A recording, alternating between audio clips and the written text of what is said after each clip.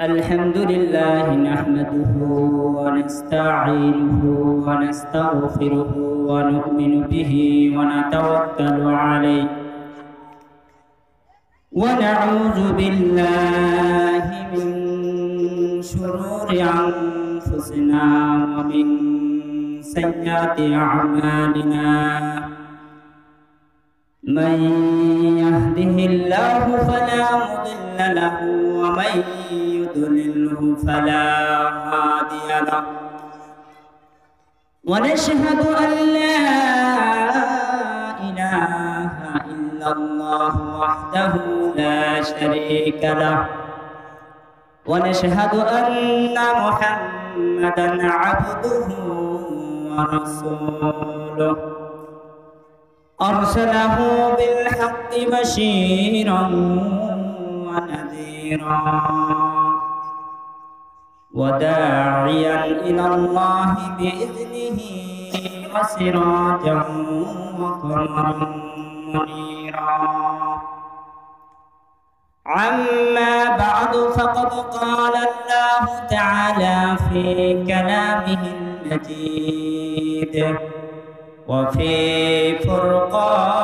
فرقانه الحميد فأعوذ بالله من الشيطان الرجيم بسم الله الرحمن الرحيم ولقد فتنا سليمان وألقينا على كرسيه جسدا ثم أناب وقال رسول الله صلى الله عليه وسلم إن الله وملائكته يصلون على النبي يا أيها الذين آمنوا صلوا عليه وسلموا تسليما شكر درود إبراهيم اللهم صل على محمد وعلى آل محمد كما صليت على إبراهيم وعلى آل إبراهيم إنك حميد مجيد اللهم بارك على محمد وعلى آل محمد كما باركت على إبراهيم وعلى آل إبراهيم إنك حميد مجيد الله ذكر كري الله الله الله لا إله إلا هو جوري جوان دي الله الله الله لا إله إلا هو لا إله إلا الله جوري لا إله إلا الله لا إله আসমান মালিক যেই আল্লাহ জমিনের মালিক সেই আল্লাহ লা ইলাহা ইল্লাল্লাহ লা ইলাহা লা ইলাহা ইল্লাল্লাহ لا إله إلا الله لا إله إلا الله محمد رسول الله صلى الله عليه وسلم الحمد لله আল্লাহ পাক রব্বুল আলামিন আমাদেরকে অত্যন্ত মেহেরবানি করে দুনিয়াবী সমস্ত কার্যকলাপ থেকে ফারিক হয়ে যে মহান আল্লাহ তাবারক রব্বুল আলামিন আপনাদেরকে এবং আমাকে মরহুম কসিমউদ্দিনের রোহের মাগফিরাত কামনায় প্রথম বার্ষিক ওয়াজ মাহফিলে আসা বসার সুযোগ দান করেছেন। এই জন্য আমরা দিল থেকে শুকরগুজার করছি, বলি আলহামদুলিল্লাহ। আপনারা যারা মাগরিব থেকে এ পর্যন্ত বসে আছেন, অনেক উলামা ইকরাম আলোচনা করেছেন। আমাদের প্রধান মেহমান আজকের আছেন হযরত মাওলানা মুফতি হাসিবুর রহমান হাবিবি। এরপরে আমি এখন আলোচনা করতেছি এবং আপনাদের ইমাম সাহেব আলোচনা করেছেন। তো আমি শুকরগুজার করছি এই জন্য যে মোহাম্মদ খলিলুর রহমান আজকের যিনি সভাপতি, এবং তার ভাই নাসির মণ্ডল এবং আবুল কাসেম ভাই, এনারা হলেন যে বাবা বাপকা বেটা চিকাইতা ঘোরা কুছ নেই তার থোড়া থোড়া, বলেন সুবহানাল্লাহ বলেন। কারণ এই নাসির মণ্ডল এবং খলিলুর রহমান এনারা ইচ্ছা করলে এরকম বক্স দিয়ে ডিজে পার্টি করতে পারতো কি না পারতো না? তা না করে আল্লাহ তাবারক রব্বুল আলামিন তাদেরকে হেদায়েত নসিব করে এরকম একটা দিনী প্রোগ্রাম, এরকম একটা দিনী আলোচনা আয়োজন করা যে সাহস করে করেছে, আমি তাকে ধন্যবাদ জানাই। এই জন্য যে দুনিয়াতে আল্লাহ তাআলা তার বাবা হয়তো নিশ্চয় কোনো সুশিক্ষা দিয়ে গেছেন বিদায় তারা আজকে এই আলোচনার আয়োজন করতে পারেছে, বলেন ঠিক কিনা? এইরকম পিতা, এরকম সন্তান ঘরে ঘরে থাক, আমরা এটাই চাই, ঠিক না? তো আজকের আলোচনায় চলে যাই, যেহেতু সময় অল্প। সর্বপ্রথম আপনাদের সামনে কোরআন কারীমের মধ্যে 6666টা আয়াতের মধ্যে অসংখ্য আয়াত থেকে সূরা সাদের 34 নম্বর আয়াত, অর্থাৎ 38 নম্বর সূরা 34 নম্বর আয়াত আপনাদের সামনে তেলাওয়াত করেছি। এই আয়াতের মধ্যে আল্লাহ রাব্বুল আলামিন পৃথিবীতে যত নবী আসছেন প্রত্যেকটা নবীকে এক একটা মুজিজা, এক একটা আকৃতি আল্লাহ তাআলা এই পৃথিবীতে দিয়ে পাঠিয়েছেন। তার মধ্যে আপনারা সকলেই জানেন যে দাউদ আলাইহিস সালাতু ওয়াস সালাম ছিলেন একজন নবী, ঠিক কিনা? দাউদ আলাইহিস সালাতু ওয়াস সালাম নবী ছিলেন এবং তার সুসন্তান তিনিও নবী ছিলেন, আপনারা সকলেই জানেন। তার নাম হচ্ছে সুলাইমান আলাইহিস সালাতু ওয়াস সালাম। যে আয়াতে কালিমা তেলাওয়াত করেছি, এই আয়াতের মধ্যে সুলাইমান আলাইহিস সালাতু ওয়াস সালামকে যে আল্লাহ রাব্বুল আলামিন অনেকভাবে অনেক বিষয় তাকে পরীক্ষা করেছিলেন, এই পরীক্ষায় আল্লাহ তাআলা তাকে উত্তীর্ণ করে দিয়েছিলেন। একটাই কারণ, সেটা হচ্ছে যদি বান্দা ইন্নাল্লাহা মাআস সাবিরিন এবং সবুর করে, ধৈর্য ধারণ করে, যত বড় বিপদ আসুক না কেন প্রত্যেকটা বিপদ থেকে উদ্ধার করবেন কে? সকলে বলেন, কে উদ্ধার করবেন? সে আল্লাহ রাব্বুল আলামিন তার মনোনীত নবী দাউদ আলাইহিস সালাতু ওয়াস সালাম নির্বিঘ্নে যখন দেশ চালিয়েছিলেন, ঐতিহাসিকগণ লিখেছেন, মুফাসসিরিনে ইকরামগণ বলেছেন যে দাউদ আলাইহিস সালাতু ওয়াস সালামের যখন শেষ জামানা এসে গেল, তার বয়স শেষের দিকে এসে গেল, দুনিয়া থেকে বিদায় নেবে, তার কিছুদিন পূর্বে আল্লাহ রাব্বুল আলামিন জিবরাইল আলাইহিস সালাতু ওয়াস সালামকে ডেকে বললেন, ও জিবরাইল যাও, আমার বন্ধু অর্থাৎ আমার নবী দাউদ আলাইহিস সালাতু ওয়াস সালামের বিষয় শেষ হয়ে যাচ্ছে, তার দুনিয়ার সময়টা শেষ হয়ে যাচ্ছে। উনি দুনিয়ার থেকে বিদায় নেওয়ার পরে তার পরবর্তীতে কে হাল ধরবে, কেই দেশ চালাবে, কে কোরআন সুন্নাহ মোতাবেক দেশ চালাবে, কে কোরআন এবং হাদিস মোতাবেক দেশ চালাবে, এইরকম একজন লোককে তৈরি করতে হবে। সে সময় আল্লাহ রাব্বুল আলামিন দাউদ আলাইহিস সালাতু ওয়াস সালামের কাছে জিবরাইল আলাইহিস সালাতু ওয়াস সালামকে পাঠিয়ে দিলেন। জিবরাইল আলাইহিস সালাতু ওয়াস সালামকে পাঠিয়ে দেওয়ার পরে জিবরাইল আলাইহিস সালাতু ওয়াস সালাম একটা তালাবদ্ধ সিন্দুক নিয়ে এসে ওই সুলাইমান আলাইহিস সালামের পিতা দাউদ আলাইহিস সালাতু ওয়াস সালামকে বলতেছে, ও নবী, আপনি আপনার সকল পুত্রকে ডেকে বলেন, আপনার সব সন্তানকে ডাক দিয়ে বলেন যে এই সিন্দুকের ভিতরে কি আছে, এই তালাবদ্ধ সিন্দুকের ভিতরে কি আছে, যে সন্তান আপনার এই খবরটা বলে দিতে পারবে ওই সন্তানকে পরবর্তী দায়িত্ব তাকে দিয়ে দিবেন, বলেন সুবহানাল্লাহ।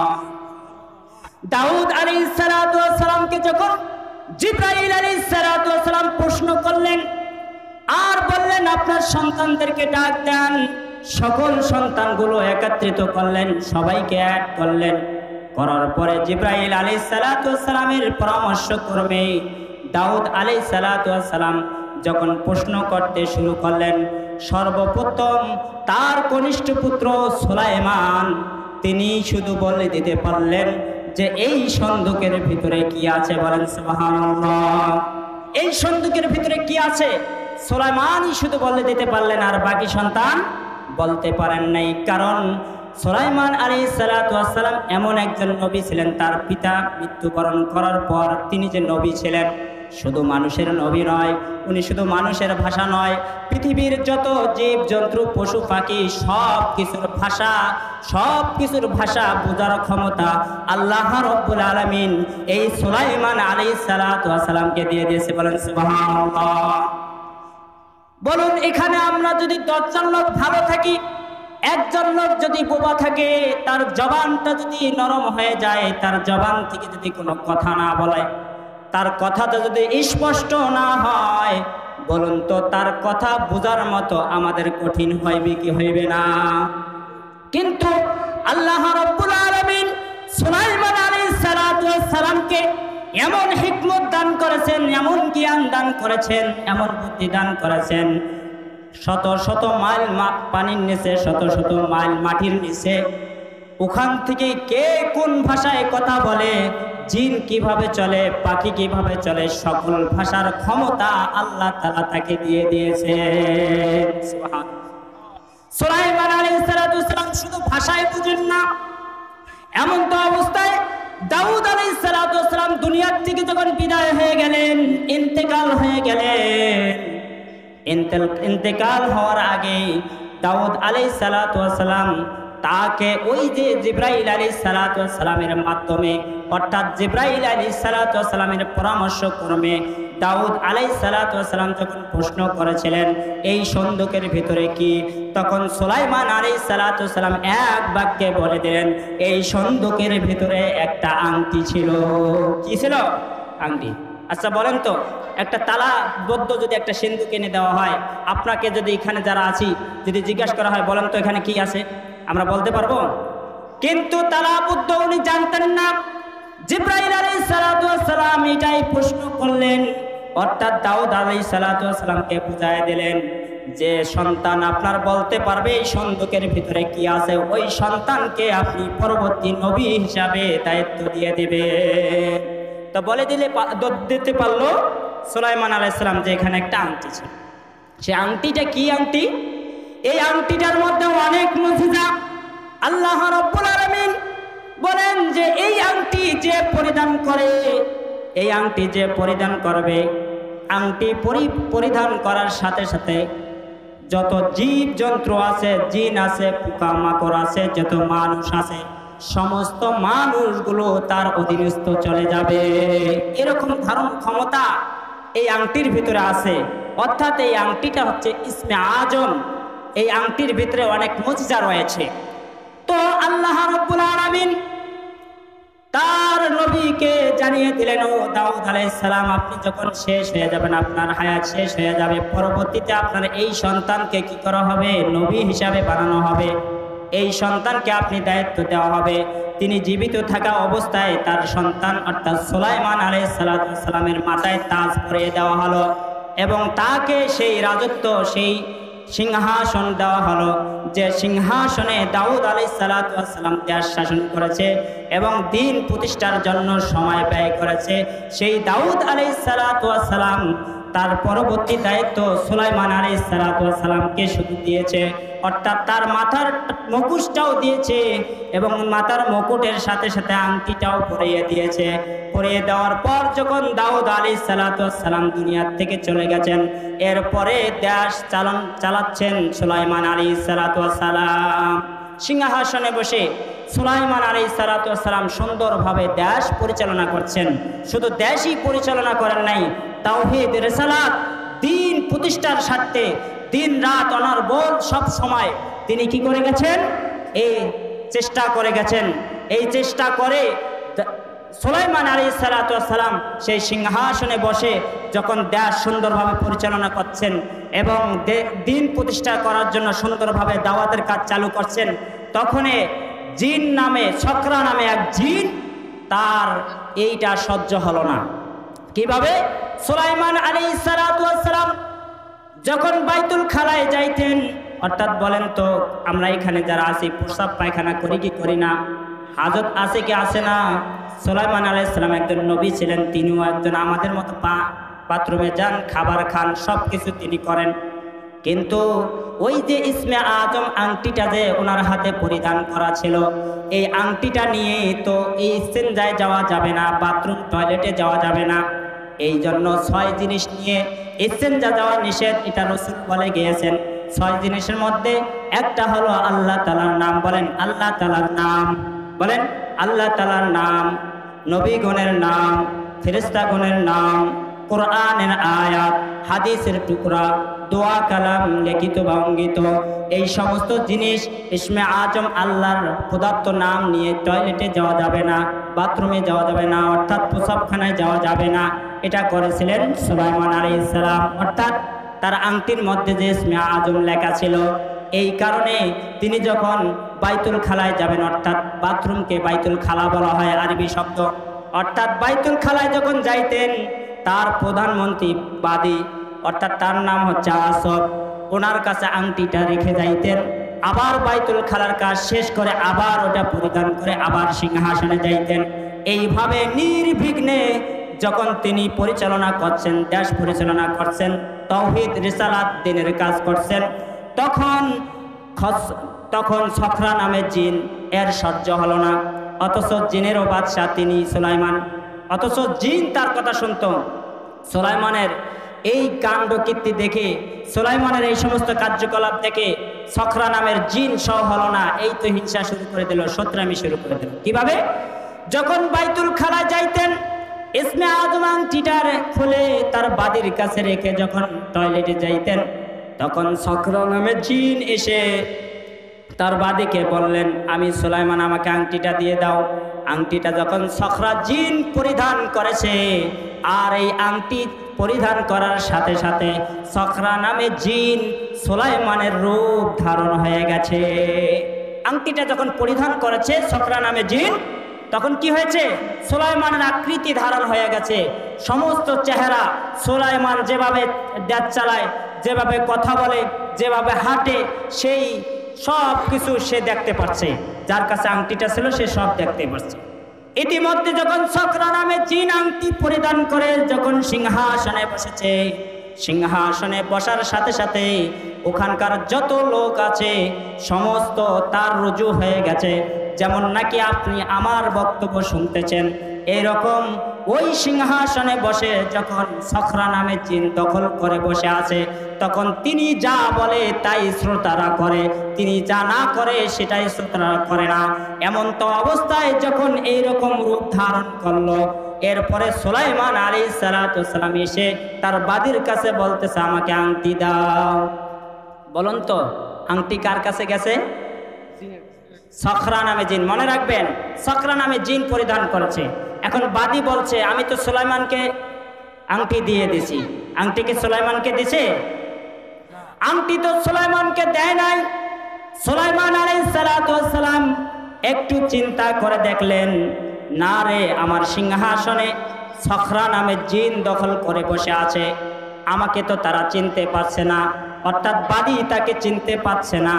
বাদীকে এমনভাবে তার সমস্ত কার্যকলাপগুলো বুঝা বুঝা বলতেছে, আমি সুলাইমান, আমি হলাম সুলাইমান, আমি তোমাকে প্রধানমন্ত্রী হিসাবে রেখেছি, তুমি আমার আংটি দাও। সে বলল, না, আপনি নিশ্চয়ই কোনো প্রতারক, আপনি প্রতারক ছাড়া কিছুই হতে পারেন না, নিশ্চয়ই আপনি প্রতারক, আপনি দূর হয়ে যান। এই যে আংটিটা পরিধান করার পরে সে সুলাইমান হয়ে গেল, ছকরা নামে জিন, কিন্তু সুলাইমানকে তার প্রধানমন্ত্রী চিনে না। কেমন একটা বিপদ! এই বিপদের জন্য আল্লাহ তাআলা এই কোরআন কারীমের মধ্যে বলেন, এই বিপদটা কেন দিয়েছে এটা শুধু আল্লাহ তাআলা বলেন, ওয়ালাকাদ ফাতান্না সুলাইমান ওয়া আলকাইনা আলা কুরসিহি জাসাদান সুম্মা আনা। আল্লাহ তাআলা বলেন, হে সুলাইমান, অবশ্যই আমি তোমাকে পরীক্ষা করলাম এবং তোমার আসনের মধ্যে একটা ঢুডু রেখে দিলাম। অর্থাৎ হে সুলাইমান, আমি অবশ্যই পৃথিবীর সকল মানুষকে পরীক্ষা করি, সকল নবীকে পরীক্ষা করি, এর মধ্যে তুমিও একজন নবী হিসাবে তোমাকে আমি আল্লাহ তাআলা পরীক্ষা করার জন্য তোমার আসনে রেখে দিলাম একজন ঢুডু, অর্থাৎ যেটাকে সখরা নামে জিন, মানে ওখানে বসাইয়ে তোমাকে কি করলাম, পরীক্ষা করার জন্য আমি কোশ্চিন ছেড়ে দিলাম। পরীক্ষাটা কি? পরীক্ষা হলো সুলাইমান আলাইহিস সালাম ইতিপূর্বে তিনি মন্তব্য করলেন, যখন দেশ চালাবার জন্য যখন সিংহাসনে বসে গেলেন, সিংহাসনে বসার পরে সে চিন্তা করলো যে এখানে প্রধানমন্ত্রী এবং যত আমার কর্মী আছে, সেনাবাহিনী আছে, যোদ্ধা আছে, এরা তো হলো অনেক অনেক অনেক সন্তান, বিভিন্ন মায়ের বিভিন্ন সন্তান, এদের মন এদের কার্যকলাপগুলো এক হতে পারে না। সুলাইমান আলাইহিস সালাম পরীক্ষার সূত্রপাত হলো, সুলাইমান আলাইহিস সালাম একদিন বলতেছিলেন যে ওই সময় ওই জামানায় সুলাইমান আলাইহিস সালামের 1000 স্ত্রী ছিল বিদ্যমান। কয় হাজার? সুলাইমান আলাইহিস সালাম ভাবলেন, আমার যেহেতু 1000 স্ত্রী বিদ্যমান আছে, আমি কেন প্রধানমন্ত্রী রাখবো, আমি কেন সেনাবাহিনী রাখবো, আমি কেন পর মানুষ দিয়ে আমি এই দেশ চালাবো, কেন আমি তাওহীদ রিসালাত অন্য লোক দিয়ে কেন দেশ চালাবো? অন্য লোক দিয়ে দেশ চালাইতে গেলে কেউ একটু ভাগে কম হইলে তারা যুদ্ধ শুরু করে দেয়, দেয় কি না? পৃথিবীতে আছে না নাই? এরকম রহর আছে, কত বাদশা আসলো এবং গেল শুধুমাত্র ভাগে কম পড়ার কারণে, ঠিক কি না? তো সুলাইমান আলাইহিস সালাম ভাবলেন যে নিশ্চয় এখানে নিজ সন্তান দ্বারা যদি আমি সেনাবাহিনী এখানে দখল করে নেই, অর্থাৎ সে চিন্তা করলো যে আমি সেনাবাহিনী দখল করব, সেনাবাহিনী বানাবো, আমি এক রাত্রে 1000 স্ত্রীর সাথে মিলনরত হব, আর 1000 স্ত্রীর থেকে প্রত্যেকটা স্ত্রীর থেকে একটা করে সন্তান হবে, আর এই সন্তানগুলো যদি 1000 স্ত্রীর থেকে একটা করে সন্তান হয়, 1000 সেনাবাহিনী হবে, এই 1000 সেনাবাহিনী দিয়ে আমি দেশ পরিচালনা করব, দিনের তাওহীদ রিসালাতের দাওয়াত দেব। এই চিন্তা করলেন আর এই কথা মন্তব্য করলেন। এই মন্তব্য করার সময় শুধু এতটুকু ভুল করেছে, সেখানে শুধু ইনশাআল্লাহ বলতে ভুলে গিয়েছে। শুধু ইনশাআল্লাহ বলে নাই, সব কিছু করছে যে আমার 1000 স্ত্রীর সাথে আমি মিলনরত হব এবং 1000 সন্তান জন্মাবে, 1000 সন্তান দিয়ে আমি দেশ পরিচালনা করব। এই মন্তব্য করতে গিয়ে শুধু ইনশাআল্লাহ বলতে ভুলে গিয়েছিল। এইটুকু তার ভুল। এই ভুলটাকে সংশোধন করার জন্য এটাকে পরীক্ষায় ফেলিয়েছিলেন আল্লাহ তাআলা। কেন এখানে আসতেছেন যে জিবরাইল আলাইহিস সালামের মাধ্যমে যখন এই পরীক্ষা শুরু হয়ে গেল, এরপরে যখন তিনি চিন্তা করলেন ইনশাআল্লাহ বলতে ভুলে গিয়েছেন, এই ভুলের কারণে সিংহাসন দখল করেছে কে? সখরা নামে জিন। সিংহাসন দখল করার পর যখন তার কেউ চেনে না, কেউ যখন চিনল না, কিছুদিন পর তিনি মন্তব্য করলেন 1000 স্ত্রীর সাথে মিলনরত হওয়ার পরেও, তার 1000 স্ত্রীর সাথে মিলনরত হওয়ার পরও একজন স্ত্রীর থেকে লাহমুন, অর্থাৎ একটা গোস্তর টুকরা, একটা মানুষ আকৃতি একটা গোস্তর টুকরা, হাতবিহীন, পাবিহীন, চোখবিহীন একটা গোস্তর টুকরা শুধু প্রসাব হয়েছে। এটি নিয়ে তার রাজ দরবারে এসে হাজির হয়েছে। হাজির হওয়ার পরে দেখেন 1000 স্ত্রীর থেকে মাত্র একটা মাংসের টুকরা দেখা যায়, আর কোনো কিছুই দেখা যায় না। এটা চিন্তা করে তিনি বুঝতে পারলেন নিশ্চয় আমার আল্লাহর এখানে কোনো কারিশমা আছে। আমি তো এখানে যখন নিয়ত করেছিলাম আমি 1000 স্ত্রীর সাথে মিলনরত হব আর 1000 স্ত্রীর থেকে একটা করে সন্তান হবে, বলুন তো সন্তান দেওয়ার মালিক কে? আল্লাহ যদি সন্তান না দেয় বাবার কাছে পাওয়া যাবে? আল্লাহ যদি সন্তান দেয় পৃথিবীর কেউ ঠেকাইতে পারে না। আল্লাহ যাকে দেয় 2টা মেয়ে দেয়, আল্লাহ যাকে দেয় কোনো মেয়েও দেয় না। আল্লাহ যাকে দেয় 2টা সন্তান, ছেলে সন্তান দেয়। আল্লাহ চাইলে কাউকে দেয়, না চাইলে কাউকে দেয় না। এই ক্ষমতা কার বলুন তো? কার? আল্লাহ রাব্বুল আলামিন তাকে পরীক্ষা স্বরূপ সামান্য 1000 স্ত্রীর সাথে মিলনরত হওয়ার পরে সামান্য একটা মাংসের টুকরা দেখায় বুঝাইয়া দিলেন, হে সুলাইমান, তুমি যখন চিন্তা করেছিলা এখানে ইনশাআল্লাহ বলো নাই, তাহলে আমরা কোনো কাজ করতে চাইলে যদি কেউ বলি ভাই আজকে আমি এই বিল্ডিংটার কাজ পাঁচতলা ফাউন্ডেশনের আমি আজকে কাজ শুরু করলাম, 1 মাসের মধ্যে শেষ করব, কিন্তু এখানে আমি ইনশাআল্লাহ বলি নাই। এটা কি ভুল? আপনি যদি বলেন যে আমি 1 বছরের মধ্যে আমি এই কাজটা শেষ করব, ইনশাআল্লাহ 1 বছরের মধ্যে শেষ হোক আর না হোক, ছাড়িয়ে দিলেন কার উপর? তো ইনি ইনশাআল্লাহ বলতে ভুলে যাওয়ার কারণে তার সিংহাসন ছাড়ালেন, সিংহাসন থেকে তাকে বিতাড়িত করা হলো।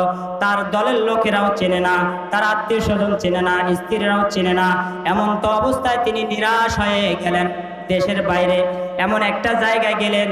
যাওয়ার পরে বাইতুল মুকাদ্দাসের কাছে গেলেন। বাইতুল মুকাদ্দাসে গিয়ে সে বুঝতে পারলেন যে তার নিশ্চয়ই কোনো ত্রুটি আছে। এই ত্রুটির কারণে আল্লাহ তাআলা তাকে পরীক্ষা করছেন। বলেন ঠিক কিনা? ত্রুটি হলো ইনশাআল্লাহ বলতে ভুলে গিয়েছে। এরপরে বাইতুল মুকাদ্দাসে ইবাদত করতে করতে যখন ইবাদত করার শেষ পরে আল্লাহর কাছে রুজু হয়ে দুখানা হাত তুলে বলে, আল্লাহ আমি কি অপরাধ করলাম? ইবাদত করতে করতে তার যখন খিদা পেয়েছে, খিদায় আর লড়তে পারে না, ইবাদতও তার ভালো লাগে না। এরপরে সেখান থেকে গেলেন এক জায়গায় চাকরি নেওয়ার জন্য।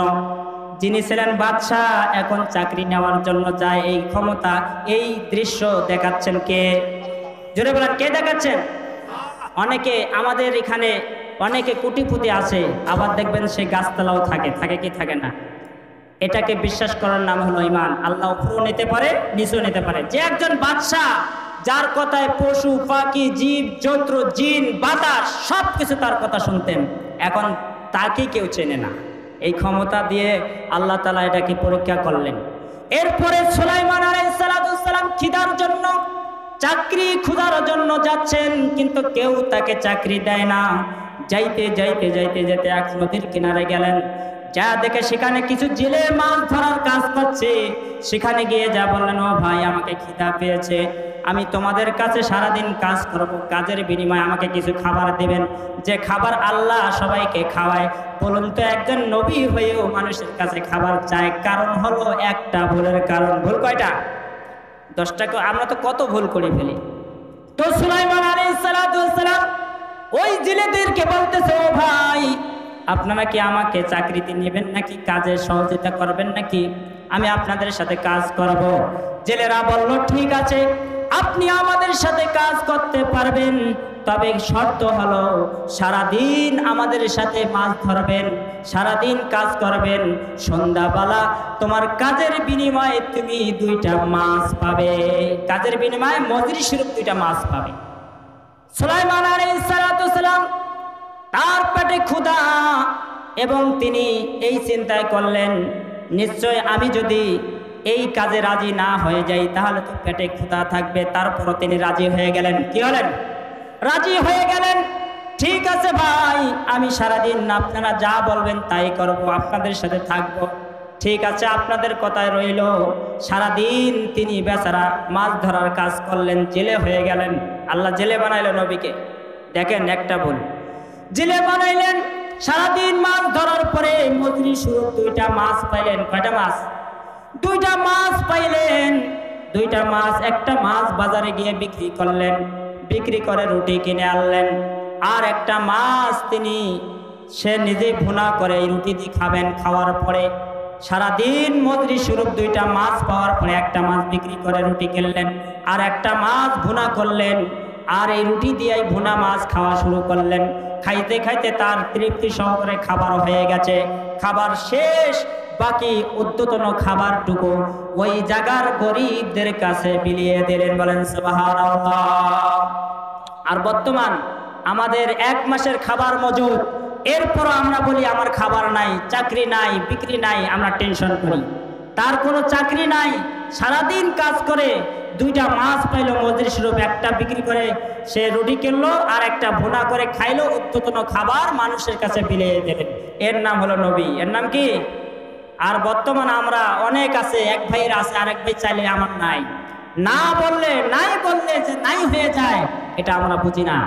তো বলতেছিলাম, যখন তিনি এই কথা বললেন, সবাইকে খাবার দিলেন, উদ্যতন খাবার দিয়ে দিলেন। দেওয়ার পর কিছু সময়ের জন্য তিনি বিশ্রাম নেওয়ার জন্য একটি জায়গায় গেলেন। একটি জায়গার যাওয়ার পরে এক গাছতলার মধ্যে শুয়ে পড়লেন বিশ্রাম অবস্থায়। একটু ঘুম ধরে গেছে। পরের দিন সকালবেলা থেকে বেলা 10টা পর্যন্ত ঘুম যাওয়ার পর কিছুক্ষণ পর ওই গাছের শাখার মধ্যে একটা বিষধর সাপ, অনেক বড় সাপ, এই সাপটা গাছের ডালার মধ্যে কামড় দিয়ে ধরে। অর্থাৎ সুলাইমান আলাইহিস সালাতু ওয়াস সালাম যে জায়গার মধ্যে শুয়ে আছিলেন, ওই সুলাইমান আলাইহিস সালাতু ওয়াস সালামের মাথা বরাবর লেজ দিয়ে বাতাস করা শুরু করে দিয়েছে। এরপরে যখন বাতাস করা শুরু করে দিয়েছে, তখন এই রাস্তা দিয়ে পাশ দিয়ে যায় ওই যে জেলের কাজ করে সুলাইমান আলাইহিস সালাম, ওই জেলের মেয়ে যাইতেছেন তার বাবার জন্য খাবার নিয়ে। কোথায় যাচ্ছেন? খাবার নিয়ে। যখন খাবার নিয়ে বাবার কাছে যাবেন, যাওয়ার সময় দেখেন, ডান দিকে তাকায় দেখেন গাছের নিচে একজন জীর্ণ শীর্ণ এমন একজন ব্যক্তি।